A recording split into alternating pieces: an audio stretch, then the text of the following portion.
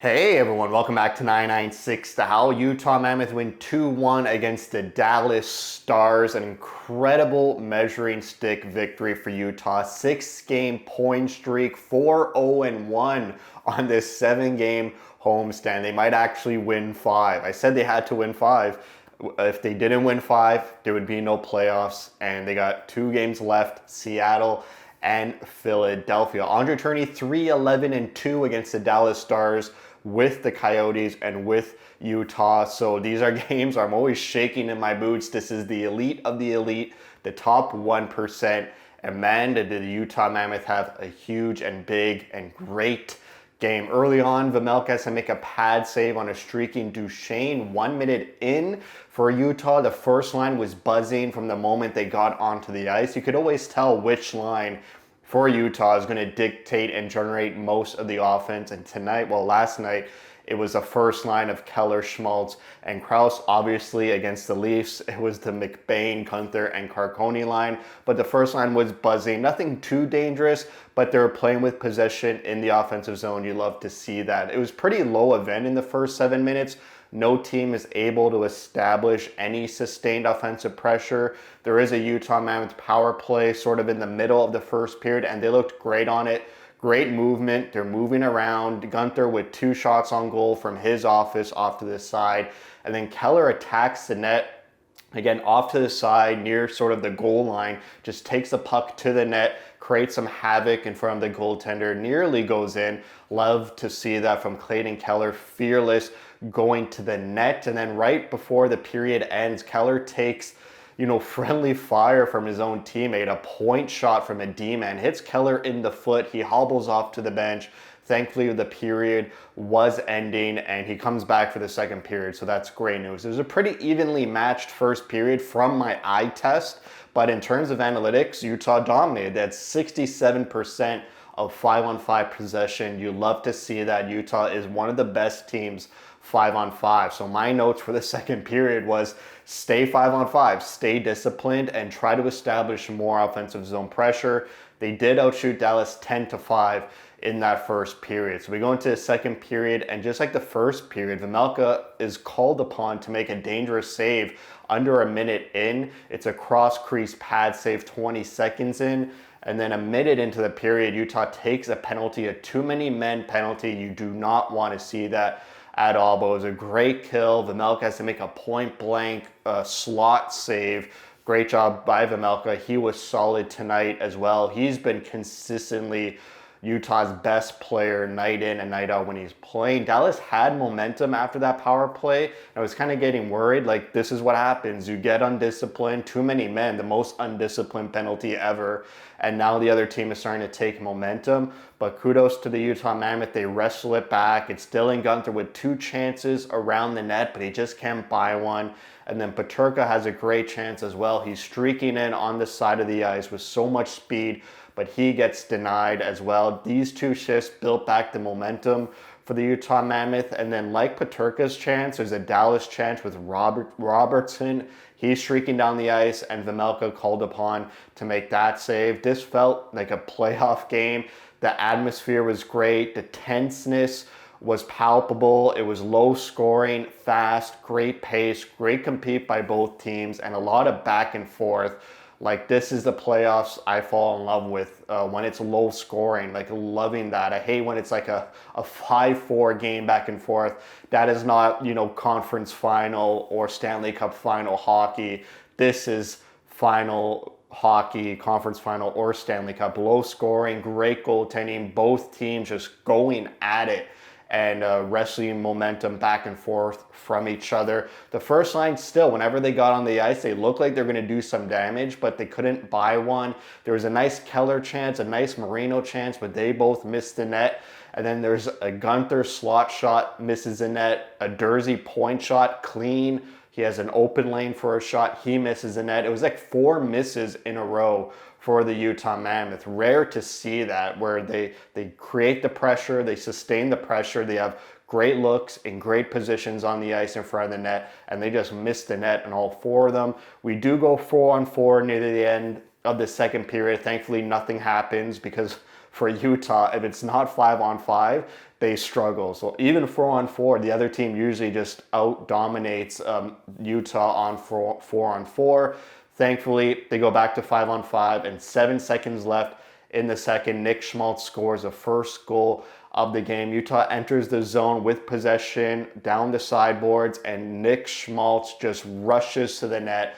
A great net drive by Nick Schmaltz, and he tips a pass with one hand over the goaltender to make it 1-0, 7 seconds left.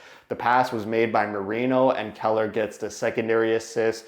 In the second period, Utah had 58% of 5-on-5 possession, and Dallas outshot Utah 12-10, but mainly due to that great power play that Dallas had early in the second period. So we go into a third period. Utah, before this game, 15-1-1 when leading after 2 periods, but this is a behemoth of a team, the top 1% of a team in the league. And in the third period, about 20 seconds in, Utah looks like they score, but it's called no goal for a high stick of Krause. If a puck gets directed into the net by a team, the stick needs to be below the the crossbar.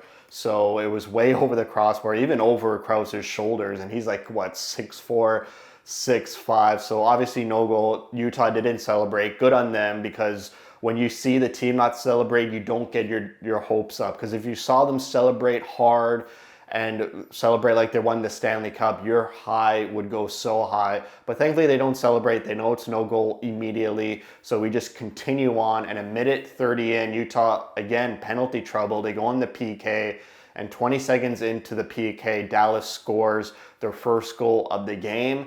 Dallas has the puck at the goal line like we saw Keller earlier in the game in the first period, and they attack the net. It creates a rebound, creates chaos in front of Vejmelka, and a Dallas player is able to find the rebound and put it over Vejmelka's pads to make it 1-1.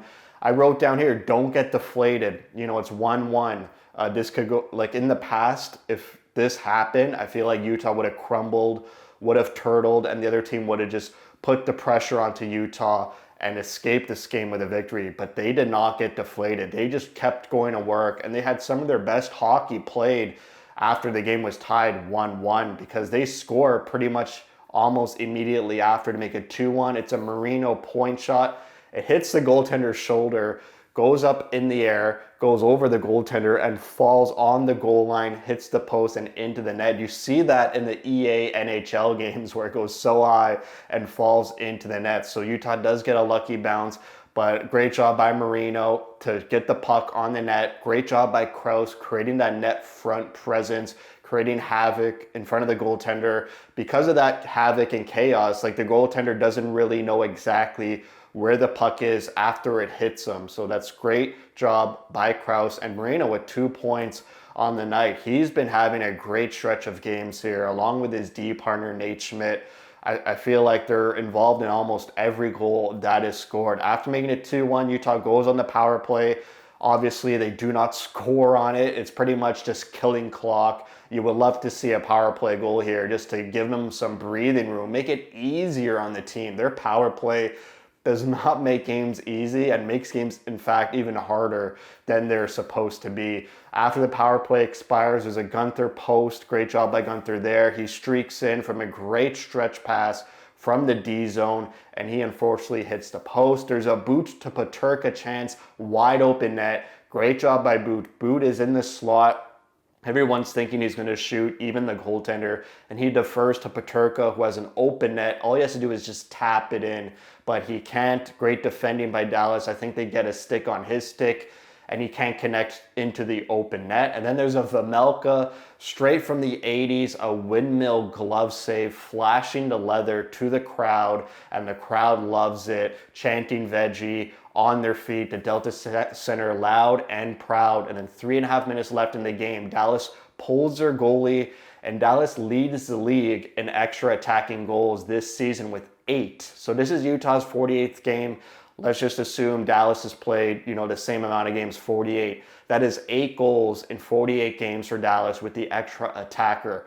In 130 games of Utah's existence, they still haven't scored an extra attacking goal. So that's unbelievable how they have 8 in 48 and Utah, their franchise, has never seen that. Utah commits 6 icings in the last 3.5 minutes of this game. Kevin Stenlund played a 4-minute shift because of all the icings, because he was on before Dallas pulled their goalie, and then they have to win faceoffs in their D zone, and the best faceoff man on the team is Stenlund. So Stenlund with a 4-minute shift to end the game, and Utah holds on and they win 2-1 against one of the top teams in the Central Division. They now have a 3-point buffer room above the LA Kings for the playoff spot. So they're solidifying their spot in the playoffs, just a couple more points, and maybe they could breathe. They could lose, even though you never want to see a team lose, but they can lose and it won't be the end of the world. They just got to create that cushion and continue to play the way they've been playing the past 6 games. I really feel like they've unlocked their next gear, and they know this, and they just need to be consistent with this style of play. Vejmelka obviously is playing amazing. He leads the league in wins still with 22 wins. His goaltender numbers are becoming elite. He's got so much confidence after being named to that Olympic roster for Team Czechia. But Utah's just got to keep it going. The stats for the game: shots were tied 27-27 for each team. Utah 0 for 2 on the power play. PK 1 for 2. And faceoffs, 67% on faceoffs for Utah. So great job by the centerman there. Expected goals 5-on-5 was about 2.5 for Utah and 1.3 for Dallas. To keep such an elite team to about a 1.5 expected goals 5-on-5 is a tremendous job. And possession overall, Utah enjoyed 62% of 5-on-5 possession, including 65% in that third period. So 5-on-5, Utah just dominated the Stars. Even though the eye test, I agree, it was a pretty even game. But you look at the analytics, and no, Utah was a much better team 5-on-5 analytically. I feel like they had a lot of great shots in and around the net, but either they missed the net or it was blocked or it was a great save by the Dallas goaltender. So that's it for me. They got 2 more games left on the homestand, Seattle and Philadelphia. Seattle, that's a big playoff implication game. Even though Seattle is 3rd in the Pacific, they could drop down to the wild card at any moment. So you always want to make sure you have points over teams that you're battling with in the wild card spot. So thanks for watching. If you like what you see, spread the word. And as always, thank you for your support.